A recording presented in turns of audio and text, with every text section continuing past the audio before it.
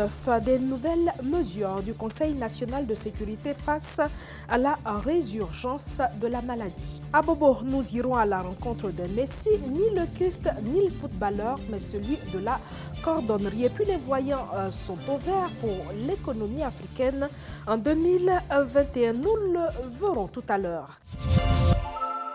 Bienvenue à toutes et à tous dans le journal qui s'occupe de votre quotidien. La Covid-19, toujours d'actualité. Face à ce qui s'apparente à une deuxième vague mondiale, le Conseil national de sécurité prend alors des mesures que nous précise ici Landry Ponou.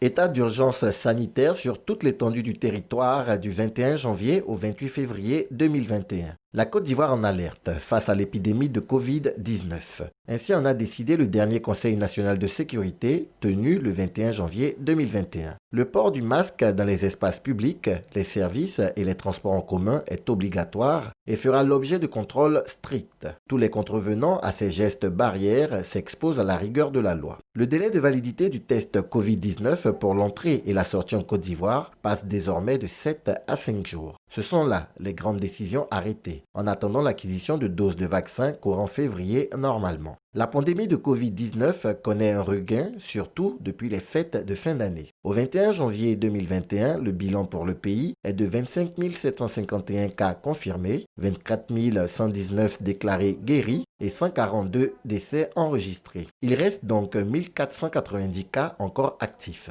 Les autorités sanitaires recommandent la prudence, la discipline et le respect des mesures barrières en insistant sur le port du masque dans les lieux publics. La Côte d'Ivoire atteint un arrivage de 100 000 premières doses de vaccin Pfizer-BioNTech pour démarrer l'opération de vaccination à la mi-février et l'OMS recommande d'explorer toutes les pistes en la matière. Faisons donc un petit récap. À ce jour, 3 vaccins européens, Pfizer, Moderna et AstraZeneca, 3 chinois, dont le Sinopharm et un russe, le Sputnik. Chose promise, chose due, allons à présent à la rencontre du Messie d'Abobo avec Denis Kouma. On connaît le Messie de la Bible, on connaît aussi le Messie argentin. Mais connaissez-vous celui d'Abobo, installé en face du commissariat du 14e arrondissement? Là se trouve un artisan au sobriquet atypique du nom de Seigneur. Pourquoi une telle appellation? Écoutons le concerné lui-même. Il a réparé un peu les chaussures des joueurs. Et quand ils sont partis, ils disent, mon Dieu, ça là vraiment, qui a réparé ça? Mais lui là, ça c'est un magicien, l'autre l'appelle Seigneur, l'autre l'appelle c'est un génie. Et c'est le nom Seigneur qui est resté. Il répare aussi paire de marques, ballons, un peu souliers, et puis c'est claquettes que les jeunes portent beaucoup. Voilà. Il répare un peu de tout, je suis dame, je viens un peu de partout. Il y a des clients de Trècheville, de Makori, il y a aussi un qui vient de Poboué. Voilà. Clients, voisins, tous sont unanimes sur la performance de cet artisan. Depuis que j'ai envoyé même mes chaussures pour faire réparer, parce que bon, il est le seul. Et donc tu as une chaussure qui n'a pratiquement pas de peau, mais il peut te rhabiller ça et puis te rendre ça vraiment comme tu veux, quoi. Son nom est un peu partout, au Maroc, en Tunisie. Seigneur, bon, c'est pas un dieu, mais il fait des miracles à travers les sandales, les chaussures. Il exerce ce métier depuis plus de 25 ans. Seigneur nous assure que c'est une activité qui lui permet de subvenir à ses besoins. Ouais, le métier nourrit son homme. Si vraiment tu l'aimes le métier, tu prends ça en cœur, voilà, ça nourrit son homme. Mais aujourd'hui, la jeunesse d'aujourd'hui, là, c'est pas facile. Ils sont pressés vraiment. Pour avoir même un apprenti, même pour dire il va prendre le métier pendant 1 an avec toi, c'est pas facile. Parce qu'il est pressé pour avoir l'argent. Les prouesses de cet artisan sont reconnues au-delà même des frontières ivoiriennes. Apprentis et maîtres sollicitent la reconnaissance, surtout des joueurs de football internationaux. Que la télé grandisse, c'est tous mes vœux. Que la télé grandisse. Comme on parle de mon patron Seigneur, tout le monde parle de lui, mais il est connu, mais personnellement lui-même n'est pas connu. Donc on veut au moins un grand magasin. Là on sait que non. Il y a un Seigneur des chaussures qui existent. Plein de grands joueurs qui ont joué dans l'équipe nationale qui ont passé ici. Hein. Mais quand ils arrivent en Europe, c'est fini. Ils ne passent même pas un jour, me disent bonjour même. Voilà. Quand tu répares la chaussure de quelqu'un et puis demain tu sais qu'il est loin d'ici. Et quand il arrive, il ne passe même pas te dire bonjour. Alors que quand il était dans la galère, Tu lui dis 2000, il te pleure pour te dire 1000 francs. Et tu acceptes les 1000 francs. Demain, quand ça va, passe plus. Seigneur ou Messie, les talents de notre artisan semblent être connus de tous, surtout de son voisinage, qui semble être ravi de sa proximité avec ses stars de l'ombre. Le foot a son messie, la cordonnerie aussi, et qui sait, les deux se rencontreront peut-être un jour. Merci Denis Kouman pour cette découverte. Transport à présent. Que pensent les transporteurs des mesures prises par le gouvernement pour réaménager les horaires des poids lourds? Christian Gokra.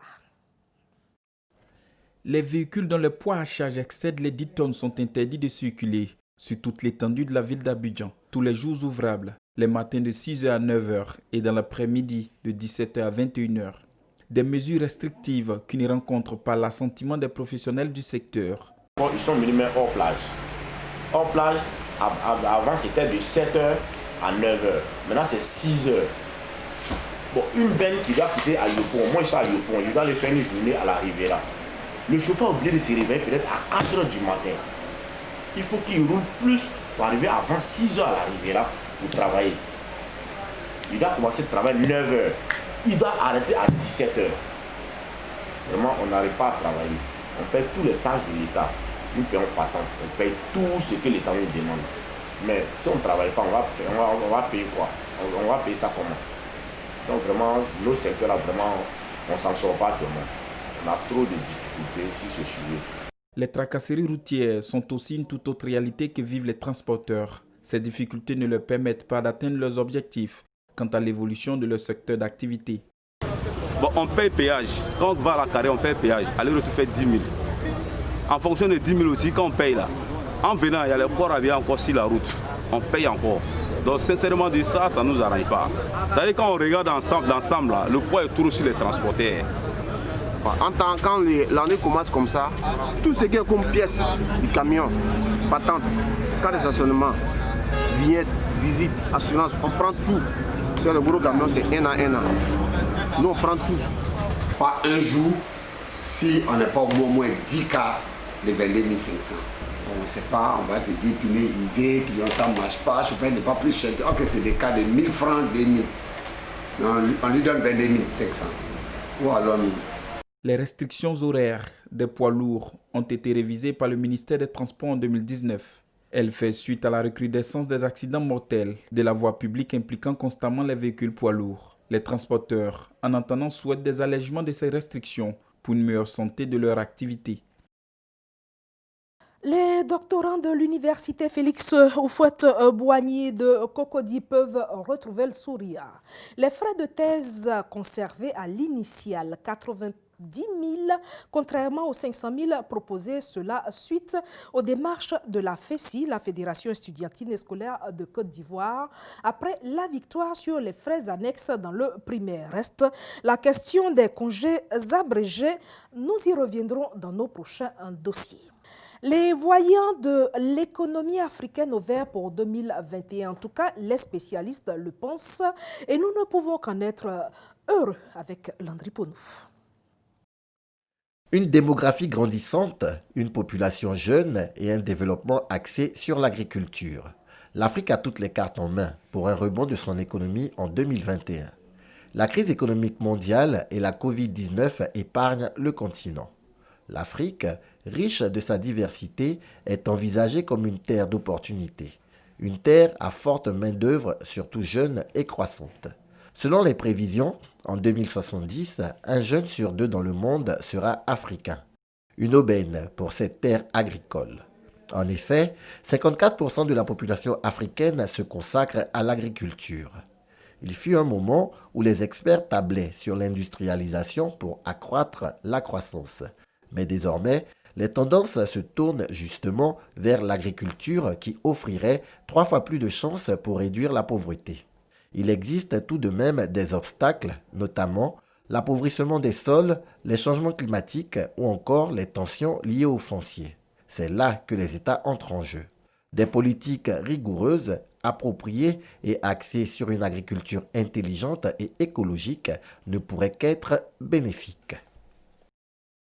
Rebond de l'économie africaine pour 2021 et en Côte d'Ivoire, cela passe par l'autosuffisance alimentaire, surtout en riz.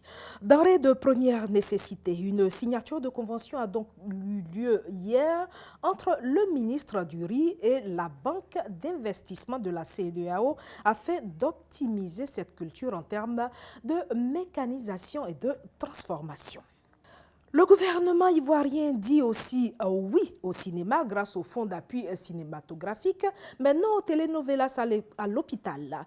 Le ministère de la Santé trouve qu'il distrait le personnel des hôpitaux et a donc pris une note de service pour qu'il soit remplacé sur les écrans de nos hôpitaux par des messages de sensibilisation, mais pas de proscription pour les programmes de UFC Africa TV que vous retrouverez sur nos différentes pages. À demain pour le récap de la semaine.